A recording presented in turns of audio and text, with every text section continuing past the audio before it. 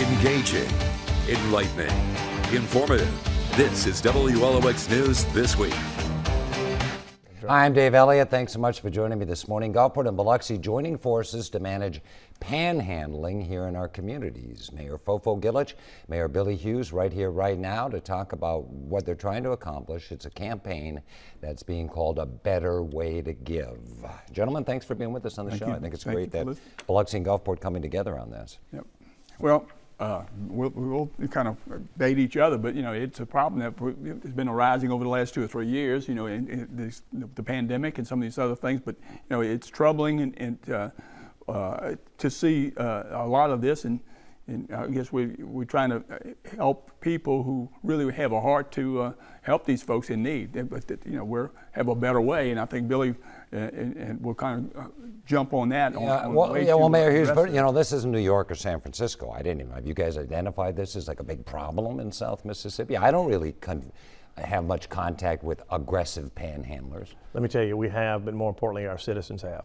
And we hear on a weekly basis, sometimes a daily basis, of people who have either been accosted or approached or just made to feel uncomfortable while getting gas or going into and out of a restaurant. And it's a growth.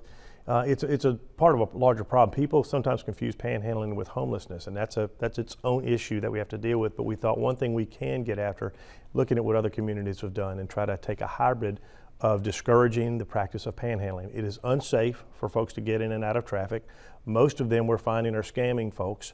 But our Judeo-Christian values, across this coast, people want to give and help others they see in need. So first of all, we're putting up signs and notices that it's okay to say no to these folks. When are these signs going up? Because I saw a draft of one of them. So the sign, that's what we're getting to. So the signs will go up June 1st, and basically it says it's okay to say no, and here's a better way to give. And there's an alternative where you can text and make a contribution to a crisis fund that will go to help those truly in need, and that will be determined through the Gulf Coast Community Foundation in concert with our law enforcement. And Mayor Gilich, I know businesses probably complain. Well, yeah, exactly. The casino industry might be complaining. The point, over and over, both of us, over the last 2 or 3 years, what are you going to do about panhandling? This is our first step, and this is a good solution to say we're going to do this. And panhandling is not an occupation; you can't list that. But some people are using it as an occupation, and we think that's wrong. We feel like there is a better way to help the people who want help and need help. And as Billy explained it, this is a shot at helping. But to me, it seems, Mayor Hughes, okay, so you come up with this, it goes to the foundation, it goes into a fund, but then how do the people who are panhandling find out about this? How do the people who are actually panhandlers get access to this money? I mean, they're not necessarily on the grid. As I said, panhandlers, you panhandle because you have a need for something, whether it's gas or food or those kinds of things. So that's the point. If someone needs $5 to get a gas to get home, or I've got kids in the car. How do they get the money? How do they get access? Okay, that's a great question. The money doesn't go to the panhandlers. It goes to people who our police find on a regular basis who are immediately in crisis, on the cusp of homelessness. The best example is a mother with children who have either an abusive relationship, finds herself on the street, nowhere to go, and don't know who to go to. So the police, through a voucher, not an exchange of cash, can get them a meal, a tank of gas, a ticket to wherever they may be going, or a hotel room for a couple of nights while we turn them over, put them in touch with nonprofits who do work on permanent housing, stability, counseling, those sorts of things. The real crisis. That's what the fund goes to. There's kind of two separate things then, panhandling and homelessness. Definitely. So about homelessness is the big problem though that most of us. You'd be surprised. Not too many of the homeless are going to be in a panhandling mode, but there are some, and we need to help everyone, and we just got to have a solution that cast the net over as many as you can. I think this is the first good shot. The first thing is most communities say don't contribute to, don't encourage panhandling, and leave it at that. We're saying that. This is the first thing. We want to end panhandling, the practice of it in our communities.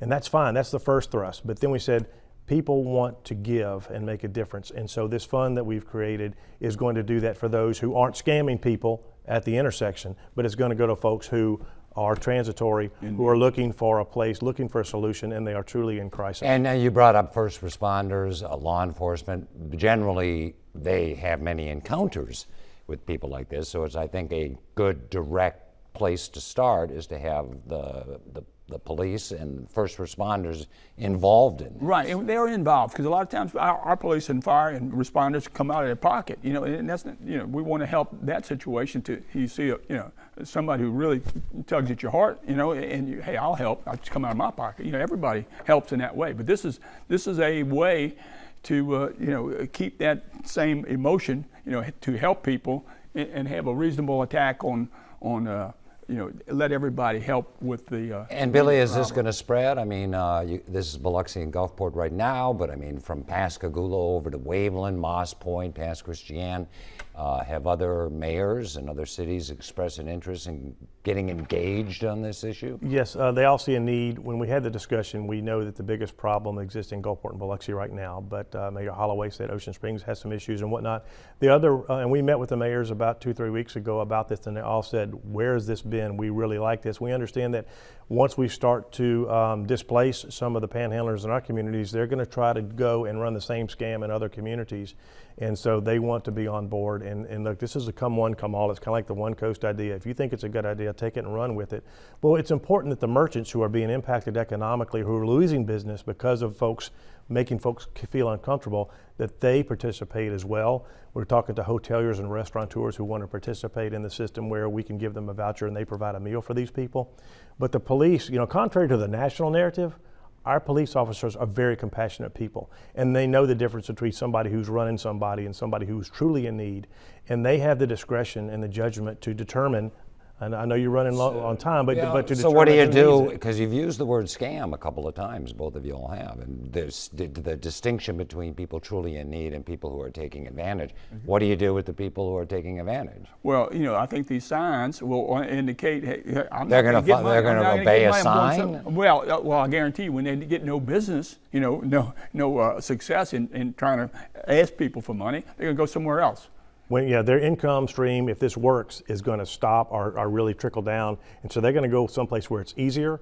We don't want it to be easy for them to take advantage of people on the goodness of others, but really take advantage of the misery of folks. And so we're trying to channel and focus the best way to do it. But the first thing is to make it difficult for people to panhandle. I wish time is our adversary. I wanted to ask you all both about something else. Short-term rental. Big issue on the coast. This is an emerging, it's not going anywhere, it's here. And cities are grappling with ordinances, rules, regulations, zoning. I'm just curious where both you guys are on that issue right here today. Yeah, well, look, we've had multiple hearings on this and discussions on how to do it, where to do it. And for our city, it's isolated really to a great degree along the waterfront, some on the bays and bayous, but really on the waterfront, so it's specific to one ward. And you got half of my friends want it, half of my folks are against it. I just want to be with my friends. But the fact of the matter is we determined, let the market forces dictate. We elected not to move forward with any sort of policy. And so, folks have the freedom to really use their properties as they see fit, as long as they're staying within zoning regulations that are already on the books and honoring the Mayor Gilich, last word on this one. For Because I know you guys are I can say it grappling. very quickly. We've got 400 units and probably, I don't know how many People have more. to register in Under the Biloxi. Under the score, under the radar, a lot of them do that. But I've been studying Galveston. We have 400 in Biloxi. You got 4,000. And looking at how they. We'll go over to anywhere in Gulf Shores, Pensacola, Destin, anywhere else. Well, absolutely. So we'll study how other folks have been successful. I know as far as Galveston and the 4,000 day, they have 29 code enforcement officers. We've had 5. And so it's going to be a challenge. But the scope of that problem, of our problem here is manageable. Just like anything, we're going to have to manage it. We can't solve it, or if it is a big problem. But you both agree that it's going to do nothing but grow. We're a tourism market, and it is going to grow. And people are really just how Uber took over and is the thing. Vacation rentals are here to stay, and so it's just about how you manage it. And as long as we can maintain the integrity of neighborhoods and not impact their character negatively, that's the key. And that's going to be the approach, whether it's short term, long term, or home ownership. Okay, a lot of other things I want to talk to you guys about. We'll have to do this again. Better Way to Give. You say it's kind of launching June 1st? June 1st. Officially?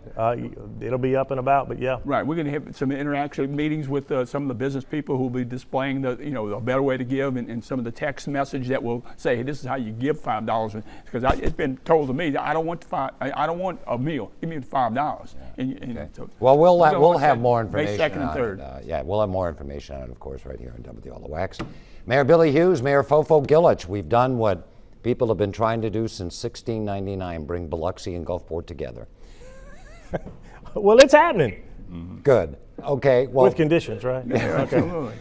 one coast, baby. Okay. Well, thanks for being with us. Thank you. Appreciate it. You'll have a great weekend. And when we come back, kind of the balancing act between economic development and preserving our beautiful live oak trees. Stay with us.